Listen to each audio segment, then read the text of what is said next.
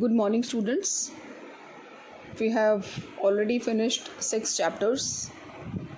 In that, you come to know about the Cold War, the disintegration of USSR, the US hegemony in world politics, the alternative centers of powers, contemporary South Asia, and United Nations.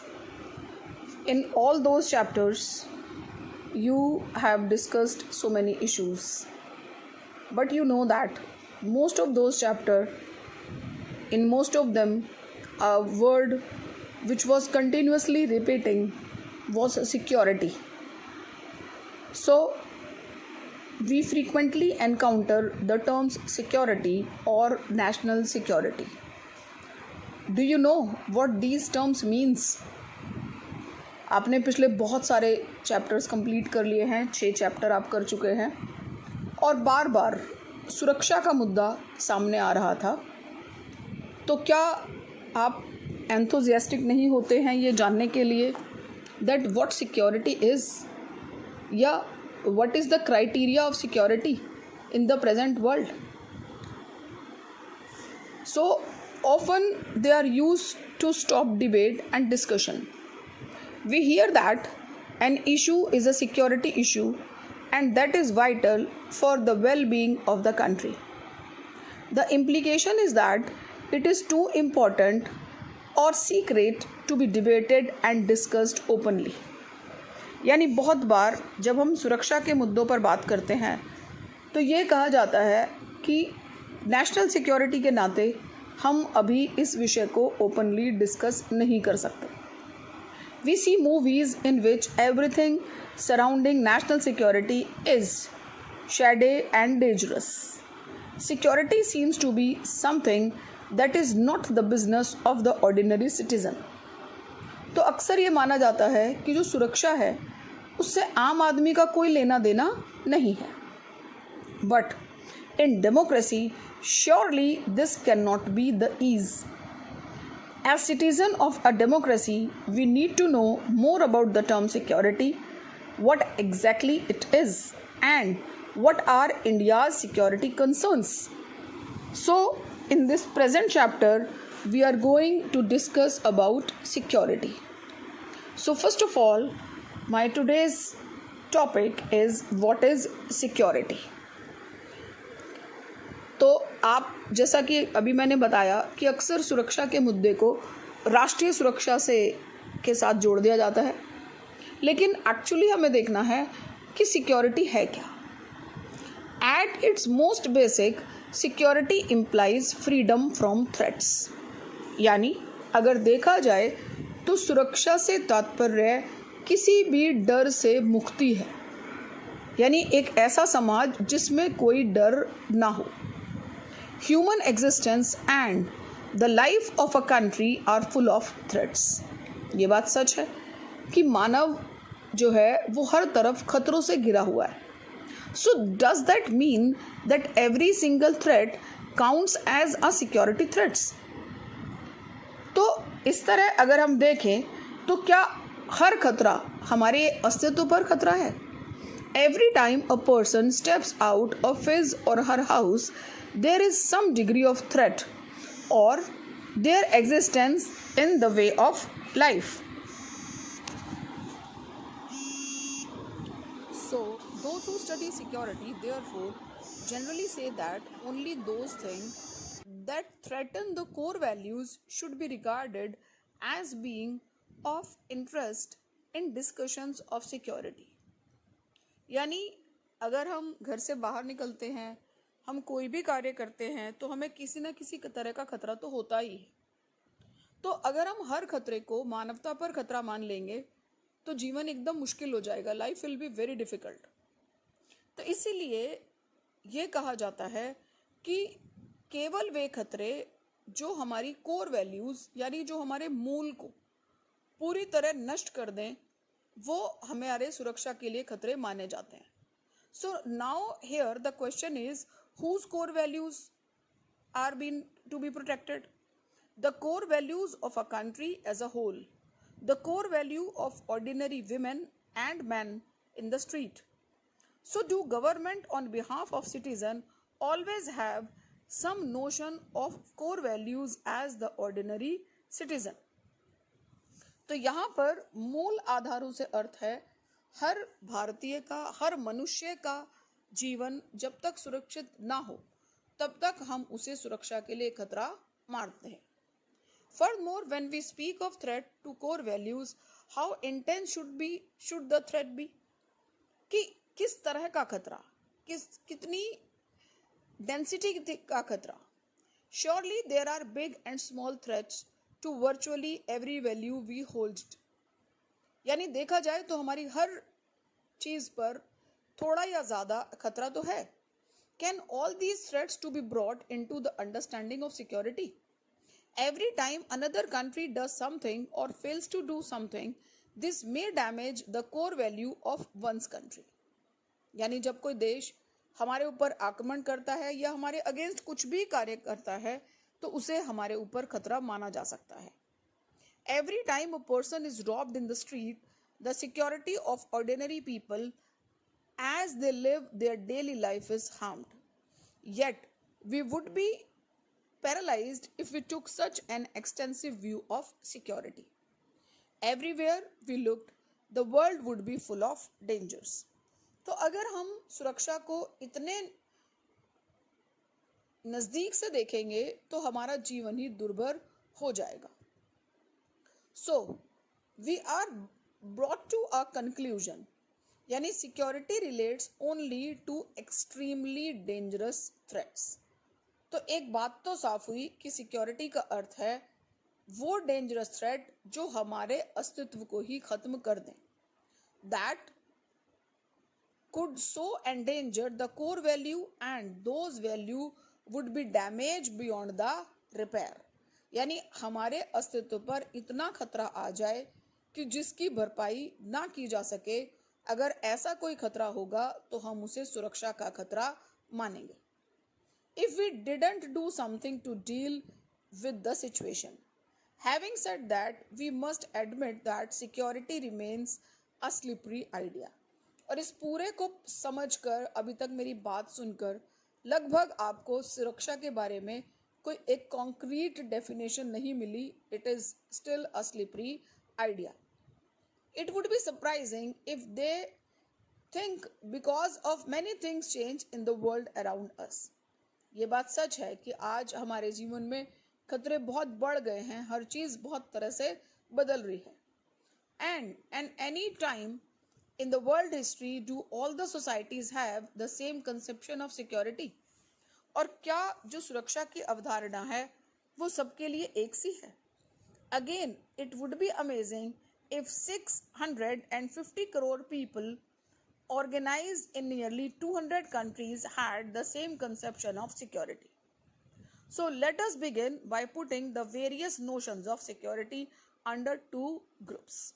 तो इसीलिए जो सुरक्षा की अवधारणा है हम उसे दो समूहों में बांटते हैं. फर्स्ट हम रखेंगे traditional notion of security. Traditional notion मतलब सुरक्षा की परंपरागत अवधारणा, वो अवधारणा जो पुराने समय से सुरक्षा के बारे में चली आ रही है. दूसरा हम करेंगे the non traditional conception of security, यानी सुरक्षा की आधुनिक अवधारणा. Traditional notion of external security.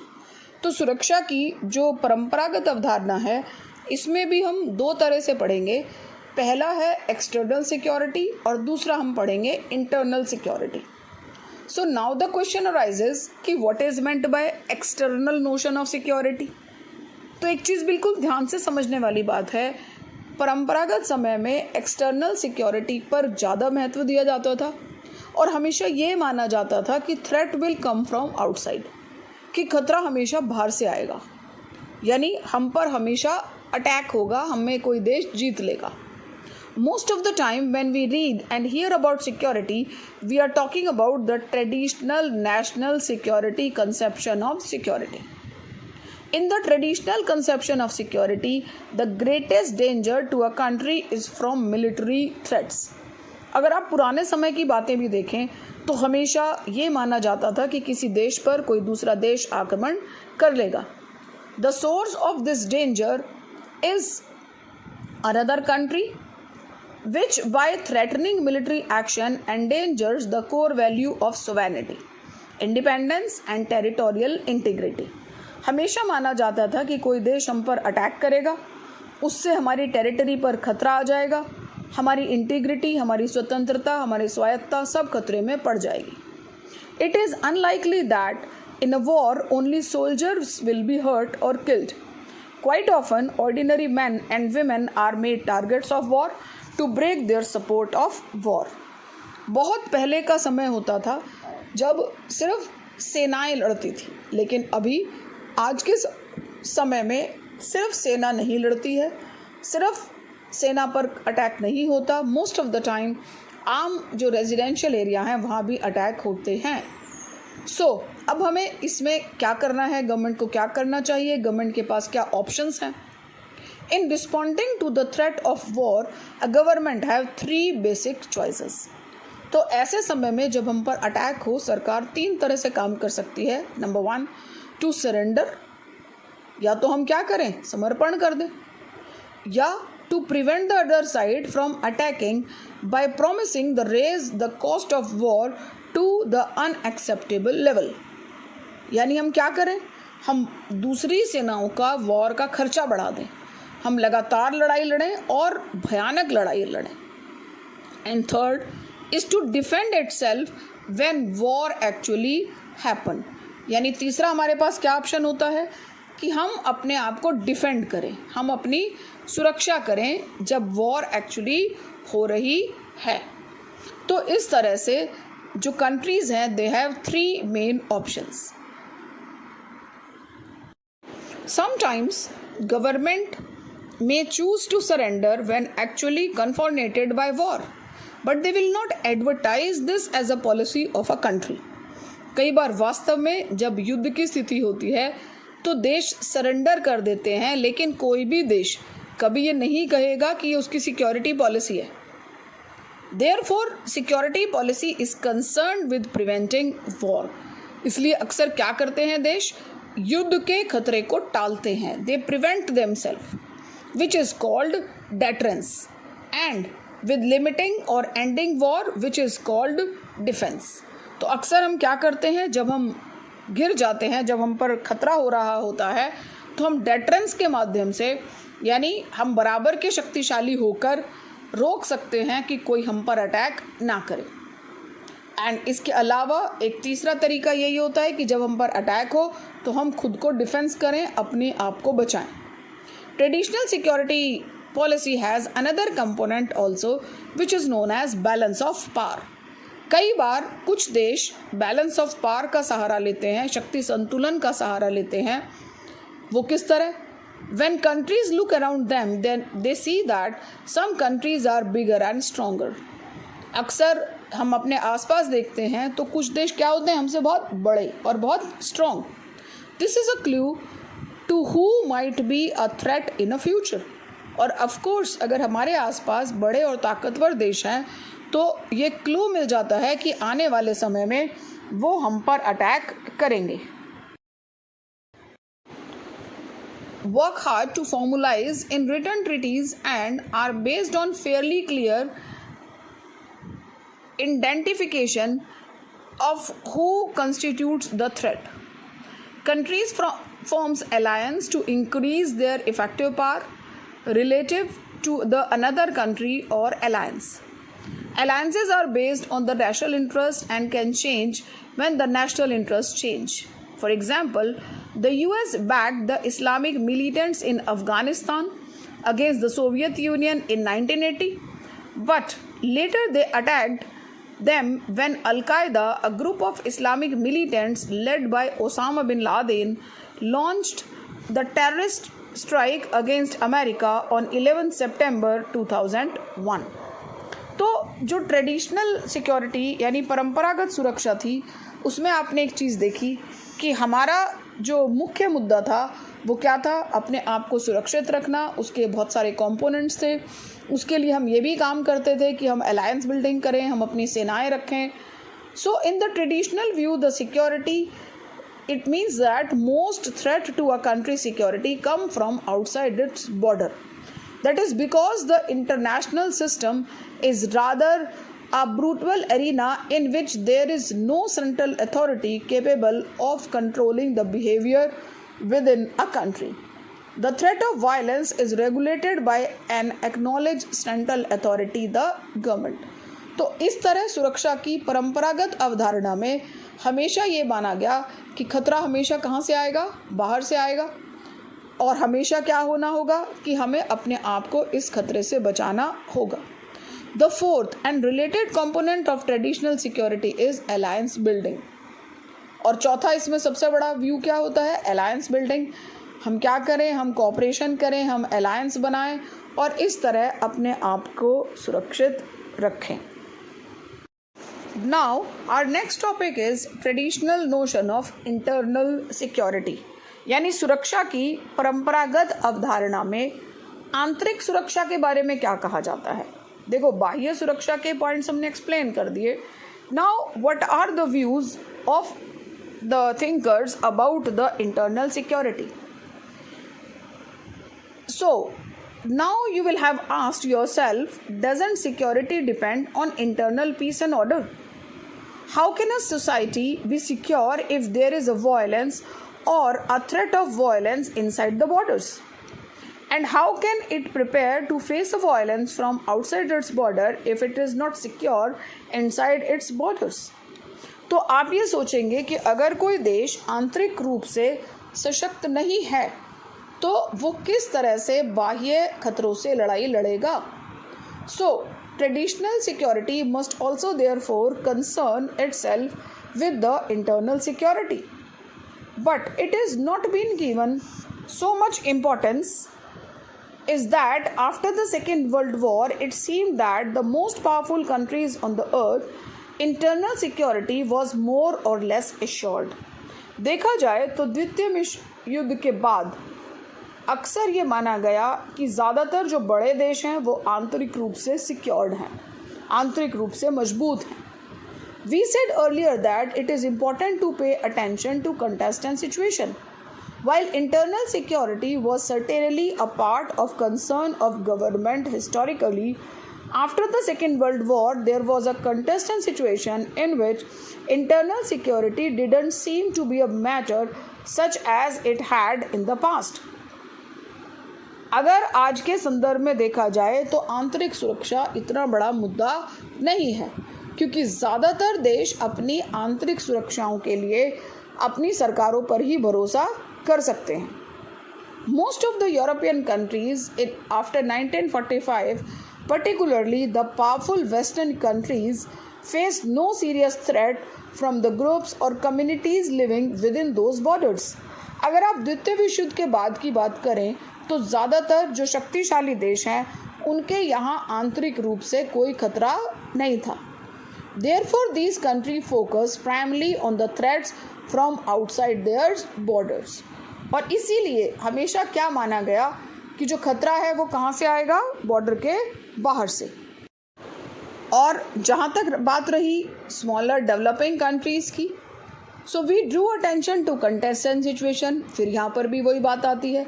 We know that the period after the Second World War was the Cold War, in which the US led the Western Alliance faced the Soviet-led Communist Alliance, and most of the developing countries were become the part of one or another alliance. तो ज़्यादातर देश एक या दूसरे alliance के साथ मिल गए. Some European power in addition continue to worry about the violence in their colonies from the colonized people who wanted independence. We have only to remember that French fighting in Vietnam in 1950s and British fighting in Kenya in 1950 and 60s. As the colonies became free from 1940 onwards, their security concerns were often similar to that of European powers. Most of the newly independent countries become the members of Cold War alliance, so they therefore had to worry about the Cold War becoming a hot war and dragging them into the hostilities. और जब देश एक या दूसरे शक्ति समूह में शामिल हो गए तो उनके सामने हमेशा बाह्य सुरक्षा का मुद्दा था कि कभी भी ये जो शीत युद्ध है, ये जो कोल्ड वॉर है, ये हॉट वॉर में कन्वर्ट ना हो जाए और उन्हें भी इस युद्ध में ना घसीटा जाए। Against the neighbours who might have joined the other side in the cold war, और दूसरा खतरा उन्हें किनसे था? अपने पड़ोसियों से, जो किसी भी दूसरे शक्ति समूह को ज्वाइन कर लेते थे, और against any of their partners of US and Soviet union. The Cold War between the two superpowers was responsible for approximately 1/3 of all the wars in the post-Second World War period. Most of these wars were fought in the Third World, just as the European colonial power feared the violence in colony. So some people in colonies also thought that they may get attacked from their former masters. So that is why they became united after the independence, and the security challenges facing the newly independent countries of Asia and Africa were different from the challenges of Europe. तो इस तरह हमेशा आंतरिक सुरक्षा को एक ज़्यादा मजबूत माना गया as compare to the external security. So students, I hope that you got it, you understand it. Please try to make notes of this chapter, otherwise it is going to be very difficult, very confusing for you to get it.